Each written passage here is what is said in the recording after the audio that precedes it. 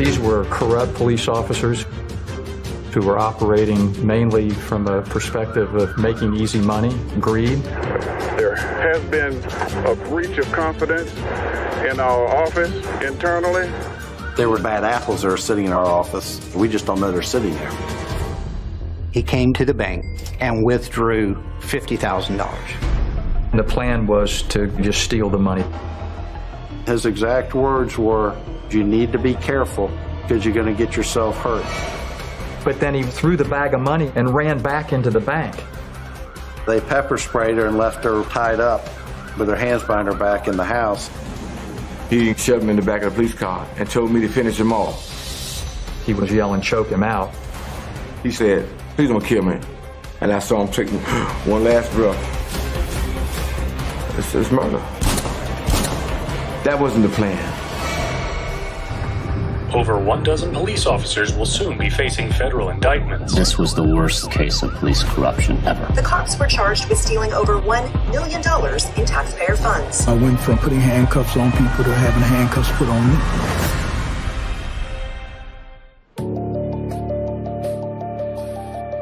Nestled into the northeastern coast of Florida, Jacksonville is the biggest city in the Sunshine State, nearly twice the size of Miami.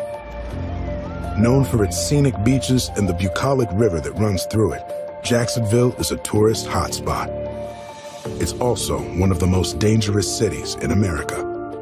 A former state attorney years ago described Jacksonville as the tale of two cities, the haves and the have-nots.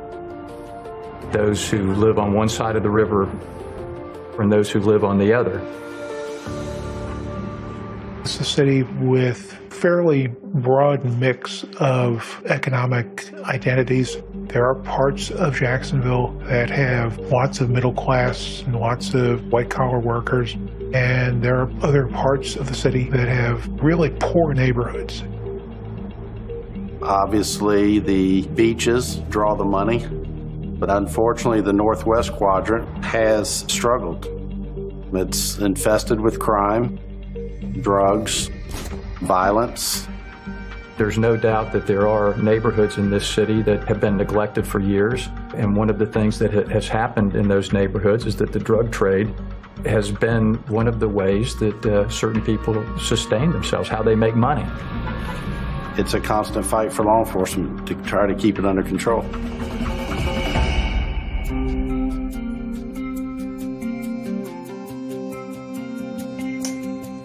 I wasn't born here, but I've been here pretty much my entire life. I realized that police work was something I would be interested in, and I made a career choice then to seek law enforcement. And when I graduated from the police academy, we went through the field training program with the Jacksonville Sheriff's Office, and that's what really guided me to the Northwest Quadrant of Jacksonville, which is in the high crime part of the city. I was not afraid to get involved working drug dealers, and I knew that's where I wanted to go. I started in patrol. I love the fast pace of not only chasing the bad guys, but every call was a different situation. So the variety was very interesting to me. Dave quickly earned the nickname Blitz. He was known for his fearless and hard-nosed tactics, which made him a perfect fit with partner Carl Walden.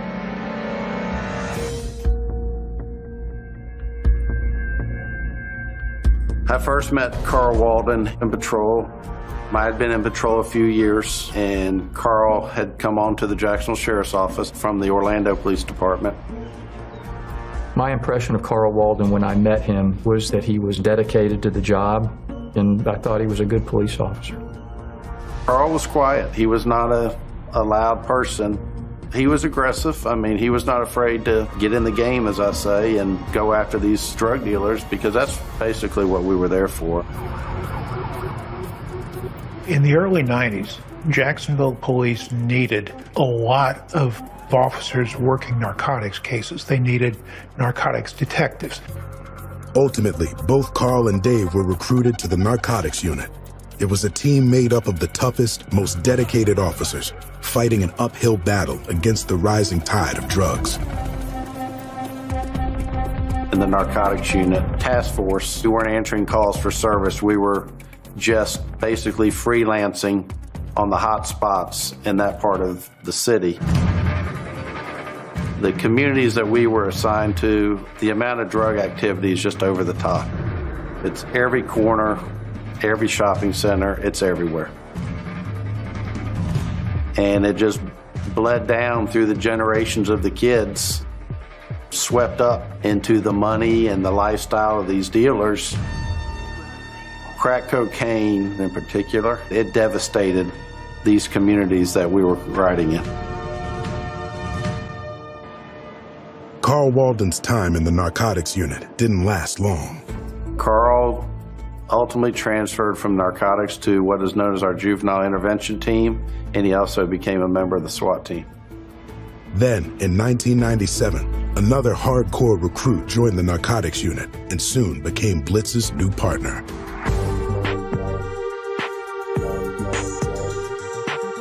I partnered up with Eric Sinclair in 1997. Eric is a rather large man, good personality, good worker. As me and Eric began to work together, things were great. I look forward to going to work every single day. Eric Sinclair was a graduate of a college in Kentucky on a basketball scholarship. Mild-mannered, easy guy to be around. Blitz and Sinclair formed a tight bond at work and on the court. We had a basketball goal out in the parking lot of the narcotics unit, and that did not go well for me. Great athlete, very friendly, always wanted me to play with him, but at the same time, when it's time to do business, you know, as narcotics detectives, he was ready to go. Officers in the narcotics unit at the Jacksonville Sheriff's Office were the last line of defense between violent drug rings and ordinary citizens looking to keep their families safe. There was 6 of us on the task force. We had a lot of similarities in our police styles. I think a lot of the basis of our selection was on the way we operated, being very aggressive and proactive towards drug dealers. We're in the street-level squad. I call it the quick and hit squad. We would build probable cause to get a search warrant for a drug house, and we kick in the door as a team. You know, the whole squad's there. The work was intense, so the code of honor had to be rock solid. This isn't a regular job where you go to work and you're stocking shelves. Your life's on the line every day. And so your relationships are critical. One mistake and you've got a tragedy on your hand. For Blitz, the trust between he and Sinclair was unshakable. But beneath the surface, a slight crack in the foundation had begun to appear. When I first began to work with Eric and as our relationship grew as partners, there were no red flags at all. But looking back, there was one incident in particular that now makes sense. May of 1998. I had a search warrant for this apartment up on the north side of Jacksonville. And upon entry, took a couple people into custody. We were finding large amounts of cocaine everywhere. And I happened to be in this very small bathroom when I finished searching this bathroom. And I leave and I go elsewhere in the apartment. Just moments later, Sinclair starts yelling. And Sinclair is now in that same bathroom that I had just left. And there is cocaine all over the floor.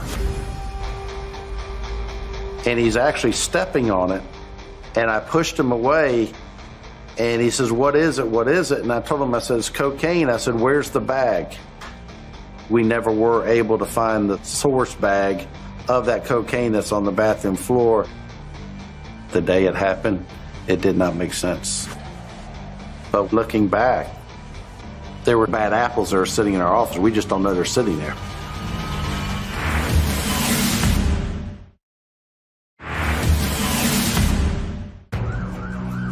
By the spring of 1998, narcotics officers Dave Blitz Bisplinghoff and his partner Eric Sinclair were working together to rid the streets of Jacksonville of drugs. But on May 15th, an incident at a nearby bank would put Sinclair's reputation at risk. Eric Sinclair worked off duty providing security at the South Trust Bank on Norwood. One of Eric's duties was to escort any customer that was leaving with large sums of money out to their vehicles to make certain they got away from the bank safely. It was dangerous work, protecting bank clients in a high-crime neighborhood, especially when it came to customers who withdrew tens of thousands of dollars at a time, like Sammy Safar. Sammy Safar came to the United States from Syria in his early 20s, and he started his convenience store business, and he expanded from one store to eventually 3 stores, and was very successful. Part of Sammy Safar's business involved cashing paychecks. Sammy and his family would go to the South Trust Bank and remove a large sum of money and come back and put it in their convenience stores so they could cash people's payroll checks. And of course, he took a fee for that. So he was cashing about $50,000 worth of paychecks every Friday, 52 weeks a year. But one fateful Friday, Sammy sent his nephew Hassan to the bank. What should have been business as usual ended up becoming a terrifying ordeal. On May 15th, 1998, Hassan Tahan came to the bank and withdrew $50,000. He was expecting Eric Sinclair to escort him out, as that was part of the off-duty work that Eric was employed with.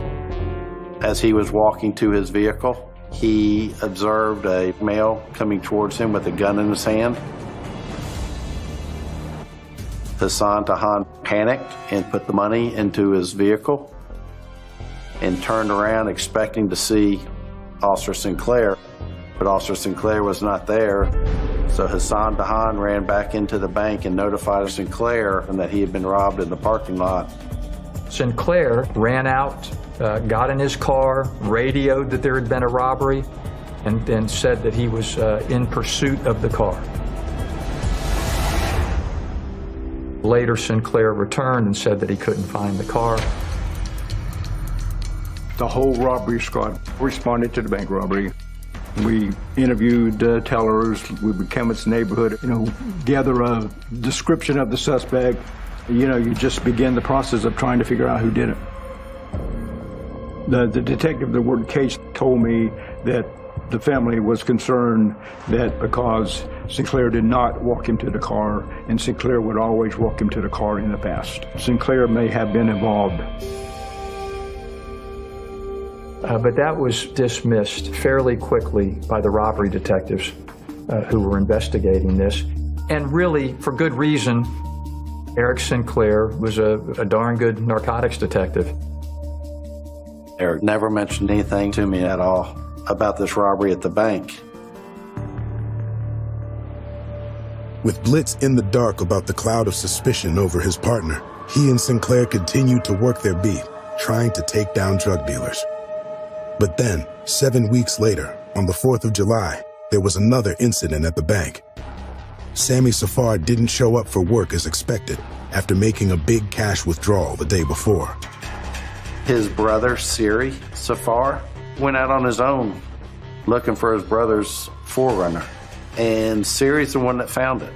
And he found the 4Runner parked directly across the street from the very bank that Sammy went missing. So something clearly was not right. A short time later, a stranger made a terrible discovery just 7 miles away from the bank. On July 4th, 1998, Sammy Safar's body was found. It was found back in a little bit of a wooded area down a dirt path, and he was laying face down. He did not have obvious physical injuries that you could just look at and say, oh, well, this man has met with foul play. Although Sammy Safar's death wasn't something that got a lot of attention as an obvious murder, his brother certainly was suspicious. After that May 15th robbery, Sammy Safar had decided he wasn't stopping for anybody but the police when he left the bank. So Sari Safar, Sammy Safar's brother, thought that police officers were involved. Due to a lack of witnesses and proper evidence, Sammy's murder soon went cold. the lead detective. He indicated to us that he was essentially encouraged not to waste a lot of resources on an investigation that looked like it was going nowhere. Suspicions around Sinclair's possible involvement in the crimes at the bank soon faded. But everything changed 6 months later when Blitz and Sinclair were called in on a high-stakes drug investigation into two of the city's most feared criminals. Street names, Blue and Smiley. Smiley is known as one of the most violent drug dealers in the city of Jacksonville, along with a partner of his known as Blue. A confidential informant, also known as a CI, tipped off Blitz and Sinclair that he was being offered a bribe by Blue and Smiley for a large amount of money and cocaine. If it goes through, we could utilize this bribe as more criminal charges that we can place on behalf of Smiley and Blue.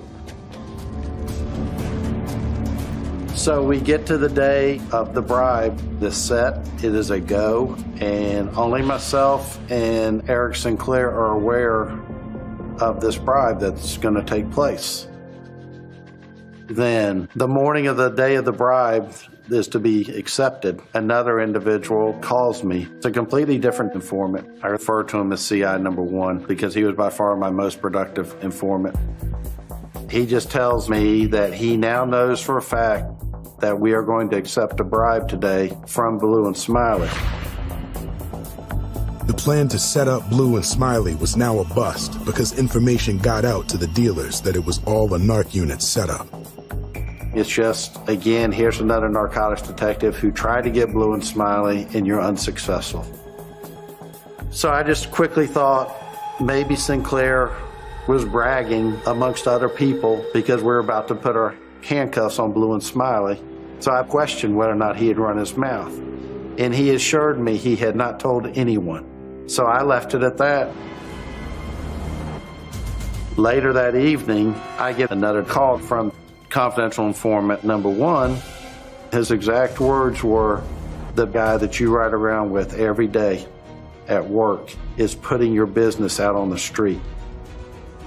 And then he warned me to be careful. He says, "because you're going to get yourself hurt." And I waited a minute or two because it had to sink in because I didn't want to believe what he just told me.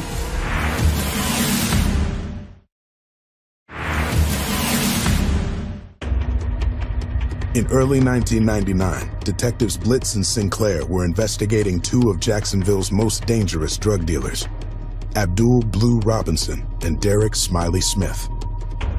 But the case took a dark turn when Blitz got a chilling tip from an informant. His exact words were, "The guy that you ride around with every day at work is putting your business out on the street." And he says, "You need to be careful because you're going to get yourself hurt." And he said, "I don't want to see you get hurt." I didn't want to believe what CI1 was telling me. CI1's my most trusted confidential informant, but at the same time, I didn't think he would make up what he had just told me. Because at the time, only myself and Eric Sinclair knew anything about the bribe. If the informant was telling the truth, Eric Sinclair was leaking information about the investigation to the very drug dealers they were trying to put away. It was a frightening possibility that Blitz couldn't live with. I told my lieutenant what had transpired. He asked me what I wanted to do, and I said, "I want to transfer to DEA." I was going to leave the squad where Eric Sinclair was. I had to get away from Eric Sinclair. I never talked to him again. Without any proof of wrongdoing, Sinclair remained at the sheriff's office for the time being. I don't think the word spread that Blitz was worried that Sinclair was leaking information, you know. In other words, that was between Blitz and his sergeant. And I'm sure that they were careful not to spread that information to too many people because they didn't want to tarnish him if it wasn't true. I moved across the river to the DEA building where I joined forces with Richard True, who was currently assigned to the DEA task force. He's one of the policemen I know I can trust with anything. Shortly after Dave come to DA, Dave and I decided that we were going to do everything in our power to make a federal case on these two dope dealers. A bunch of state cases had been made, and for some reason or another, they seemed to always get themselves out of it. But this time would be different. In the summer of 1999, Blitz and True quietly retrieved a warrant to put wiretaps on Blue and Smiley's phones. After several weeks of listening in, the two dealers were recorded speaking in code about a drug deal. It was the opportunity investigators had been waiting for. We felt like we had enough information, enough evidence from the wiretap to go ahead and get warrants for Blue and Smiley on federal drug charges. With Blue and Smiley now in custody, interviews with these suspects revealed disturbing information about Detective Blitz's former partner. I think Blue played his ace card immediately. During the interview, he went on to explain that he had Eric Sinclair on his payroll, and that Eric Sinclair had been providing them information on any search warrants that the narcotics unit would be conducting on any of the various drug houses that Blue and Smiley had throughout town. But I didn't know whether or not Blue was telling the truth about Sinclair's involvement. Details revealed about Sinclair during Blue and Smiley's interrogation shook the sheriff's office to its core. On September 1st, Sheriff Glover moved Sinclair from working the streets to a desk job. 2 days later, Glover went public, without naming names, about the investigation going on in the sheriff's office. I'm concerned that there has been a breach of confidence in our office internally. Sheriff Glover announced on the federal courthouse steps that his office was going to fully cooperate and be a part of the investigation of that breach of confidence. It was essential, we thought, to our investigation that persons who had done something wrong, we wanted them to know that we were coming after them. Assistant U.S. Attorney Jim Clint began working with Blitz and True to build a case against Sinclair. They started by interviewing figures in the Jacksonville underworld, people like known drug dealer Daryl Crowden. Crowden agreed to talk to us. He sat down, he gave us information about Sinclair's off-duty job at the South Trust Bank. Crowden recounted startling details about the previous year's robbery. If true, they solved the baffling mystery that had stumped investigators for more than 12 months. Daryl gave us the step-by-step of the robbery of Hassan Tahan. There were 3 players involved. Eric Sinclair working off-duty at the bank. Daryl Crowden, who was parked across the street. He was the eyes and ears for Jeff Reed, who is Daryl Crowden's brother. And Jeff Reed himself was going to be the gunman that actually does the robbery. Sinclair walked out of the front door with Hassan Tahan, like he had done so many times before. But instead of walking Hassan Tahan all the way to the car, Eric Sinclair walked out of the bank and walked right back in. Mr. Tahan got to the car, Jeff Reed pointed a gun at him, and Hassan Tahan threw the bag of money and ran back into the bank. Eric used his portable radio to report a robbery, but was providing bogus information as far as direction of travel and the type of vehicle that the suspect was seen leaving in. After laying out the details of the bank robbery, their new informant had even more shocking revelations to share. I don't know how many hours we were there, but the details he was giving us of crimes that we were not even aware of that took place because a lot of victims never called the police. Crowden went on to describe what amounted to an elaborate criminal operation, a pervasive pattern of robbing citizens during home searches. But what he told the detectives next flipped the investigation on its head. There was yet another narcotics officer involved in their crime syndicate. And that officer happened to be my former partner, Carl Walden.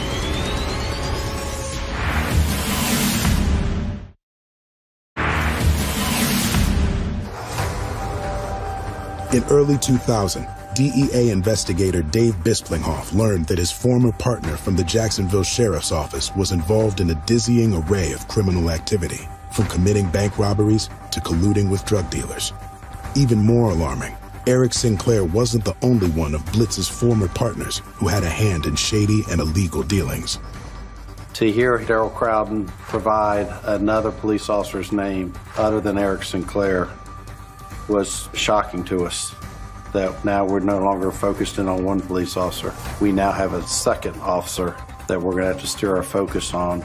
So that's the first time that we now have Carl Walden and Eric Sinclair, two of my former partners, working together.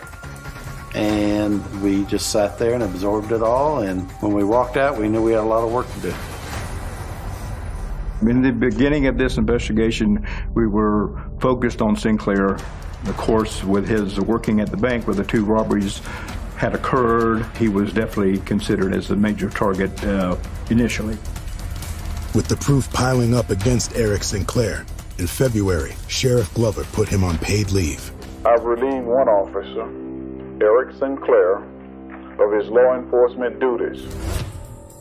Blitz and his team at the DEA started looking into Walden, but they needed access to someone close to him. Their next tip came from another narcotics deputy who knew Walden well. He says, Dave, if you want the answers to all your questions, you need to find an individual by the name of Kenneth McLaughlin. We learned during our investigation that Kenneth McLaughlin is the brother of a pastor here in town, and that Kenny had some personal struggles with drugs. Great athlete, University of Florida, but the drug monster had gotten hold of him and had steered him in the wrong direction. So we went to talk to him, and he said that his brother employed Walden at the church and decided that it would be a good idea to have Walden mentor Kenny and hopefully get Kenny back on the right path of life. And so he created that relationship between the two. Carl and I would go bowling, play basketball, just hang out, go to his mom's house and eat. Our kids would play together. I thought with Carl Chulich and his ability to be an officer, it would keep me out of a lot of different things that I was involved with. So I put my full trust in him. But after more than a year of friendship, Kenny told the detectives that instead of helping him stay clean and out of trouble, Walden soon led him down a dark path. The first time in 1997, Carl got the price of cocaine. I thought was unusual as a police officer. I didn't know if he was just curious because he was working in drug enforcement at the time, working undercover, but he asked me, which led to him bringing me some cocaine, asking me and selling it for him. I was a little shocked, and I believe he took my weakness for his strength, and he used that against me, knowing I wouldn't say no. But I was still struggling with my addiction. It continued like that for the next 6 months. That's when I told Jim and Blitz and Richard that Carl was committing robberies in 1998 because I was with him. The very first time that I was with Carl in the commission of a crime, he picked me up from work and he said, I gotta make a stop first. He said, hey man, I got a tip that there's a safe in there and a certain amount of drugs, a certain amount of money in the house. I'm going to get it. Are you going with me? Right out the blue, that's what he said. Are you going with me? And I had a choice to make, and I chose to go with him.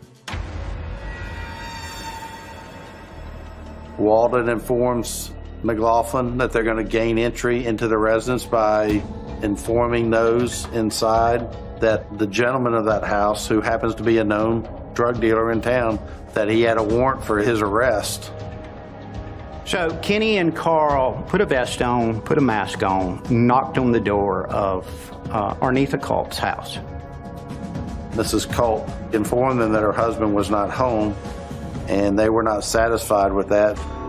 So they ultimately forced their way into the house. We went to her bedroom. There was supposed to be a safe in the closet full of money and cocaine. We went and searched. There was no money and cocaine in the closet. So she was getting outraged. So they pepper sprayed her and left her tied up with her hands behind her back in the house, and they left the scene. But she was able to get to her phone and call 911 and get the real police to her house. Then a report went out that there had been a robbery, and that Mrs. Culp claimed it was 2 police officers who had done the home invasion and flex cuffed her and sprayed her.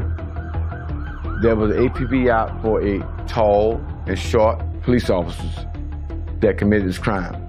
The description she gave was of us, and that was a little spooky.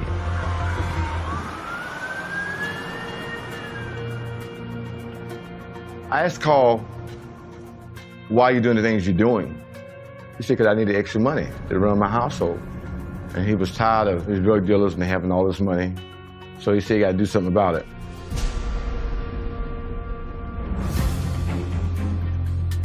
Our investigation revealed by the summer of 1998, these crimes had progressed.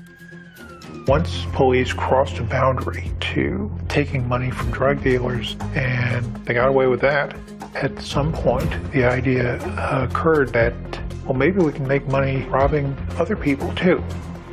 After Kenny detailed the multiple crimes he committed at the side of Officer Carl Walden, DEA investigators thought they had more than enough evidence to make their case. But then there was one more confession that changed everything. It just flooded over me. Everything flooded over me that had happened. I'm the only one that know in this room what's going on. I said, hold up. I put my hand in there and pushed him back down. I said, Richard, there's something else I gotta tell you.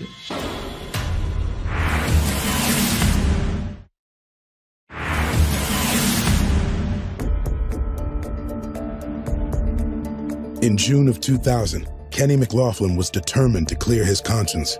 And after giving up information about crimes he carried out with Jacksonville sheriff's officers, he became overwhelmed with tears. I said, Kenny, are you okay, buddy? And he said, no, I got to get this off my chest. I left it in God's hand that moment. I said, this is it. This is what I've been waiting on. So Blitz, myself, and Jim, we go back in, and he lays the story completely on us. A story of disbelief to us at the time that was just so out there. Kenny gave us a step-by-step of what happened to Sammy Safar on July 3rd, 1998. Kenny McLaughlin was able to recount the robbery and murder of Sammy Safar with chilling detail because he was there. I was told by Carl that Sinclair and his entourage had performed a robbery earlier and got away with it. And he wanted some of that money. Sinclair told him, no, I'm not going to do that. I'm already worried, and if there are 2 robberies in a row about 6 weeks apart, then the spotlight's going to be on me. So he told Walden in no uncertain terms that he didn't want anything to do with it. But then he went on to tell Walden all of the specifics about Mr. Safar and his habits and how Mr. Safar picked up money every Friday, and basically gave Carl Walden a blueprint of how to accomplish another robbery. So Carl started watching the movements of Sammy Safar for a couple weeks. Carl decided to take his brother-in-law, James Swift, and Kenny McLaughlin to do the robbery with him. Sammy showed up at the South Trust Bank, and he went in there to withdraw $50,000.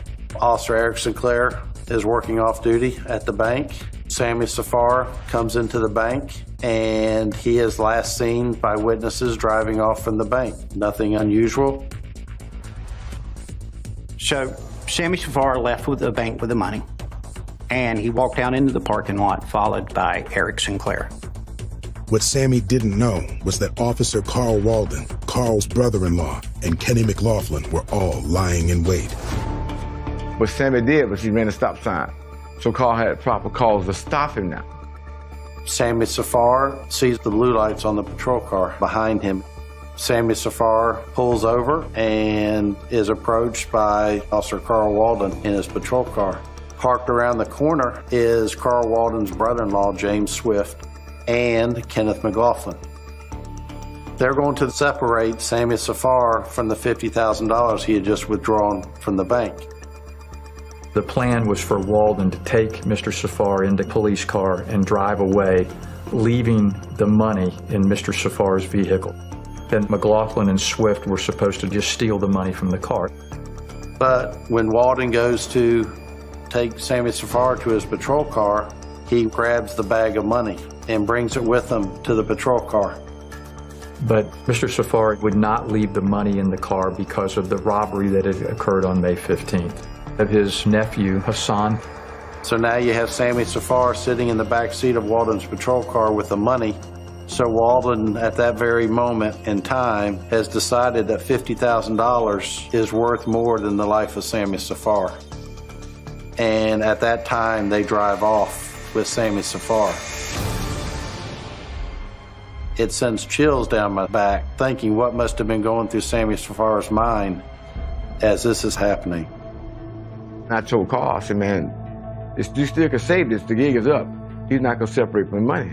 But I can see the fear in Mr. Safar's eyes. Like, this is not going to end well. And Sammy said, please don't kill me. Sammy Safar tried to make a run for it the best he could, and then Carl Walden pushed him back into the car. And the next thing happened, Carl began to choke him out with a rope and shove him in the back of the police car and told me to finish him off. Walden was yelling, choke him out. The rope was still around his neck, and I saw him take one last breath. I said, Carl, he's done. But he was looking at me through the mirror like, finish him off, kill him. I said, Carl, he's done. And the next thing happened, I got in the back seat, and we rode around for the next 30 minutes with a dead man slumped in the car. The relationship changed right there, because you didn't involve two other people into a murder. It's murder. That wasn't the plan. It was hard for Kenny to give up Carl Walden, but the longer he told the story, the more confident and the better I think that he felt. They didn't offer me a deal. It was me being truthful and wanting to tell the truth. This is the piece of the puzzle that we've been missing, and this is going to allow us to move forward.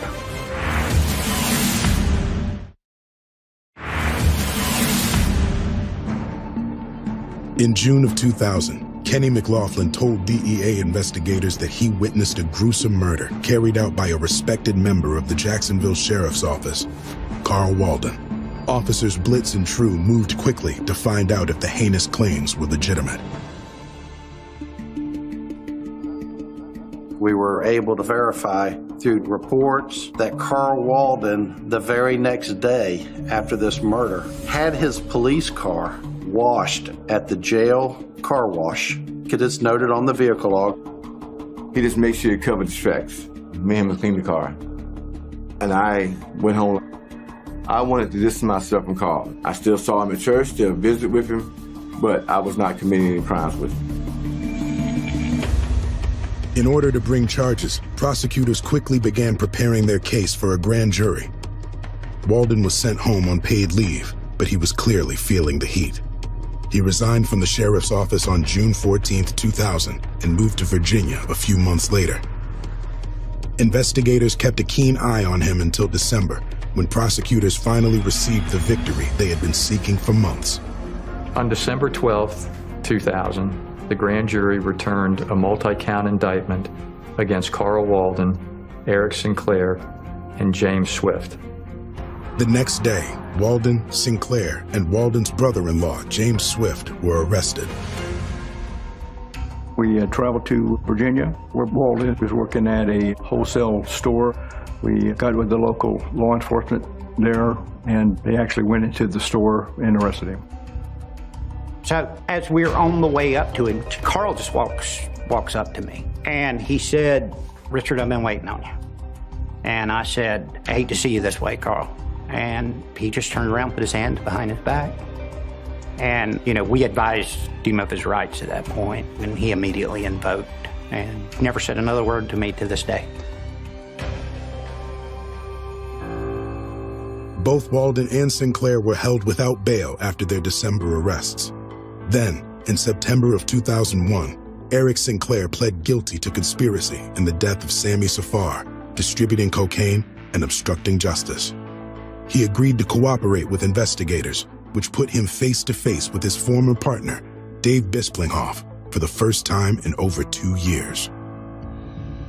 We traveled to the Bradford County Jail when Eric Sinclair was being housed. He was sitting there all by himself, his head's down, and I chose to sit directly across the table from him. And he looked up and he had tears coming down his face. And he basically confessed to his roles in all these crimes. Sinclair was able to corroborate what Crowden said about the robbery with Hassan Tahan. He also gave us information about the various drug deals that happened in the 1997 and early 98 time period, with Crowden selling the drugs and Walden getting the cut of the money. So he was able to give us a lot.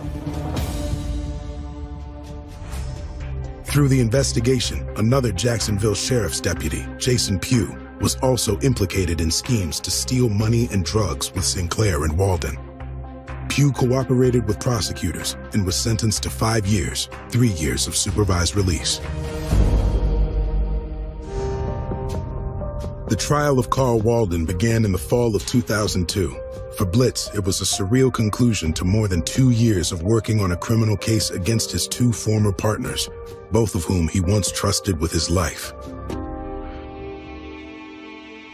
You have Eric Sinclair on the witness stand. Carl Walden is the defendant, and I'm sitting there at that table. Now I'm looking at 2 of my former partners, and I'm thinking this is just unbelievable that this is happening. It was on in that courtroom, and it was intense. Walden denied any involvement in Safar's murder. Instead, he told the jury that Kenny McLaughlin was responsible. After a 17-day trial that included 5 days of jury deliberations, Walden's fate was decided. The jury reached a verdict in November of 2002, and he was found guilty. I'm pleased with the verdict today. Our case was based on the testimony of police officers who were involved in some sort of criminal activity and knew about Carl Walden's criminal activity. Found him guilty of 14 of the 15 counts. 6 years after officers Sinclair and Walden started working with drug dealers and stealing from them, and over 4 years after Sammy Safar's murder, there was finally some accountability and closure for the victims and residents of Jacksonville. At its core, the case is about corrupt police officers who were operating mainly from a perspective of making easy money, greed. When a law enforcement officer does something to undermine the trust that has been given to him or her as a police officer, it's a crime against the community, and the victims are exponential.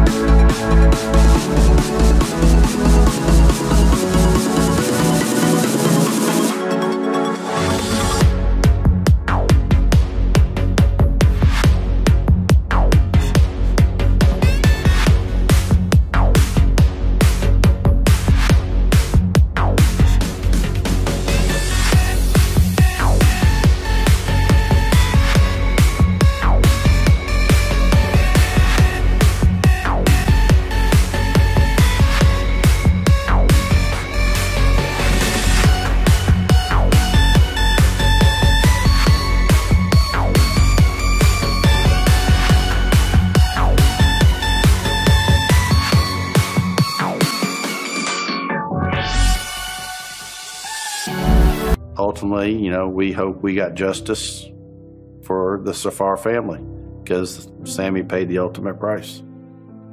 But in the end, this was JSO's good officers who made the case against JSO's worst officers. As police officers, we have tremendous power.